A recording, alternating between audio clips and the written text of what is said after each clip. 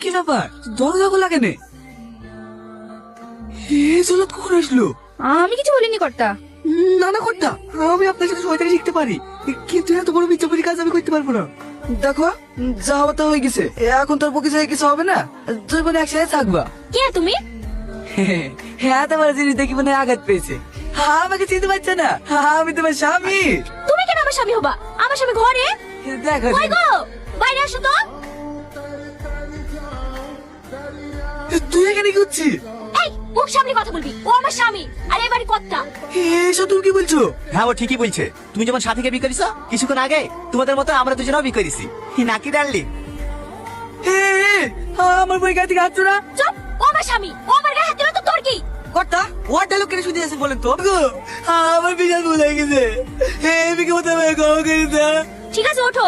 এই শাহিন, জামাওয়ালাটা ডেকে লাই, গুলগা একটা ডিভোর্স হবে আর একটা বিয়ে হবে। হ্যাঁ, বুঝতে পেরেছি। চ ঘরে চ, সবার সামনে মার খেলে তো মান সম্মানে লাগবে, তোকে ঘরে কে সোজা করবে। কি অসম্ভবকে সম্ভব করেছি তো?